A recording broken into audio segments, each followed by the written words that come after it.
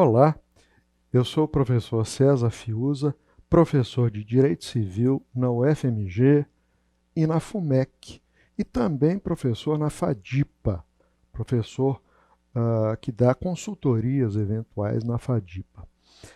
E sou também advogado no escritório César Fiuza e Bruno Lever. Muito bem, eu gostaria de falar um pouco para vocês sobre a virada hermenêutica do princípio da boa-fé objetiva.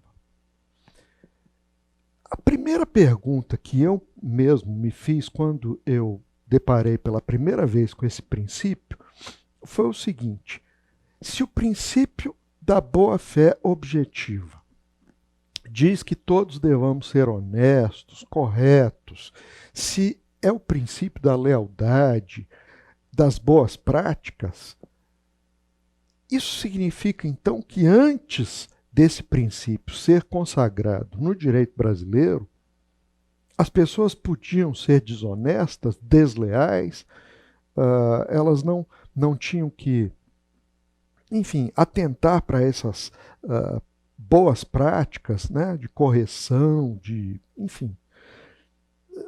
Essa então foi uma pergunta que me ficou, e eu fiquei matutando a respeito disso, e eu, francamente, eu não achei a resposta em nenhum autor. Eles simplesmente diziam que o princípio da boa-fé consagrava a lealdade, a confiança, a honestidade, mas eles não respondiam a essa pergunta tão simples, né? Ou seja, e antes dessa boa-fé objetiva, as pessoas então tinham o direito de ser desonestas? Na verdade, não é bem assim, né, gente? A honestidade, ela é, vamos dizer assim, um valor cultivado pelo direito desde sempre. O Piano, já lá no século III depois de Cristo, dizia que os três princípios principais, ou os três, hoje nós diríamos, os três valores principais do direito, são a honestidade. Um deles é a honestidade, né? Honeste vivere. Depois vem o princípio da justiça, dar a cada um o que é seu, né? E o sum quique tribui. Então, a honestidade sempre foi um valor cultuado, cultivado pelo direito. Bem, se é assim, por que então o princípio da boa-fé objetiva é tão importante? E o que ele trouxe de novo? Porque se nós sempre tivemos que ser honestos, ou seja, se a honestidade sempre foi um valor cultivado pelo direito, então qual a novidade que trouxe o princípio da boa-fé? Né? Essa é uma pergunta importante, porque esse princípio da boa-fé objetiva surgiu no século XX, basicamente. Né? Ele é introduzido, segundo, vamos dizer assim, a maioria dos autores, pelos alemães, né? no Código Civil alemão, que entra em vigor em 1900, quer dizer, no último ano do século XIX. Mas, enfim, é um princípio que vem sendo aprimorado durante o século XX, e ele só é consagrado no direito civil brasileiro, ou no direito privado brasileiro, a partir dos anos 90, com o Código do Consumidor. Muita gente fala que não, a Constituição já consagra, mas expressamente não há na Constituição nada a respeito da boa-fé objetiva. Quer dizer, é uma ilação que se faz dos valores constitucionais e tal. Então a gente pode extrair a boa-fé objetiva da Constituição, mas expressamente não há nada na Constituição a respeito disso. Então a primeira lei, até onde eu saiba, que consagra a boa-fé objetiva foi o Código do Consumidor. Depois o Código Civil, em 2002, também consagrou esse princípio. Bom, mas continuamos com a pergunta original, né? E daí? Então, antes as pessoas podiam ser desonestas? Óbvio que não, né? Nós já respondemos a essa pergunta. Desde sempre, a honestidade é um valor cultivado pelo direito.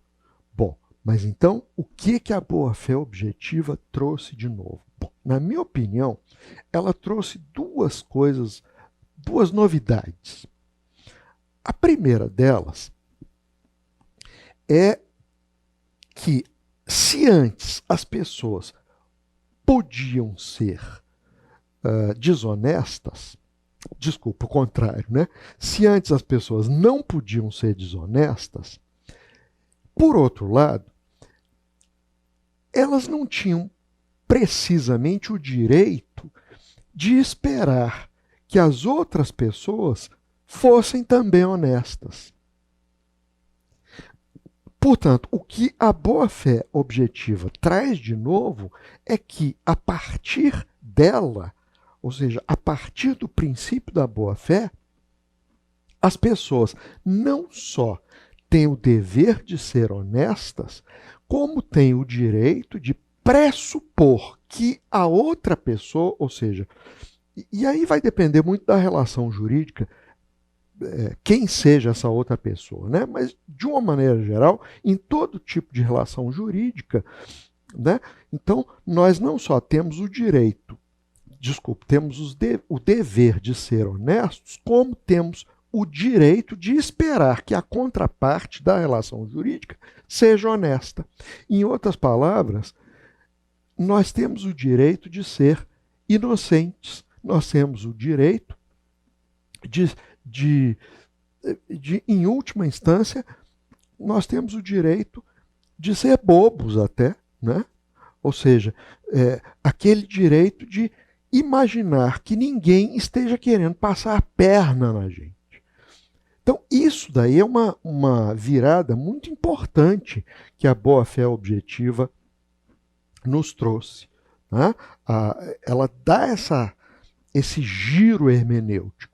Né? Quer dizer, a partir de hoje, eu tenho que ser honesto, tudo bem, mas eu também tenho o direito, ou por outro lado, eu tenho o direito de esperar que a outra parte, ou seja, que a contraparte, seja honesta também. Ou seja, eu tenho o direito de esperar que ela coopere comigo e não que ela me passe a perna. Ok? Então, esse para mim é o principal ponto, é a principal novidade que a boa-fé objetiva nos trouxe e que vai diferenciá-la do antigo princípio do Neminen Lederer, segundo o qual ninguém pode lesar outras pessoas. Quer dizer, nas suas relações jurídicas, ou nas nossas relações jurídicas, nós não podemos lesar outras pessoas. Bom, e qual a segunda novidade da boa-fé objetiva? São as suas funções, né? A função de controle, a função de interpretação, né? Enfim, essas funções, elas são muito importantes, né, sem dúvida nenhuma, mas não são, na minha opinião, aquilo que fez com que o princípio da boa-fé, né, representasse esse giro hermenêutico em relação ao antigo princípio do Neminen Lederer. Tá? Quer dizer, as funções da boa-fé, de interpretação, de controle, enfim, de integração, né? Essas funções são importantes, sem dúvida nenhuma. E o princípio do Neminen Lederer não as tinha. Né? Mas, na minha opinião, o que representa o giro hermenêutico é exatamente o fato de hoje nós não só termos o dever de ser honestos, mas como temos também, por outro lado, o direito de esperar que a contraparte também seja honesta, também seja leal e também coopere conosco. É isso aí. Muito obrigado por ouvirem esse breve relato sobre a boa-fé.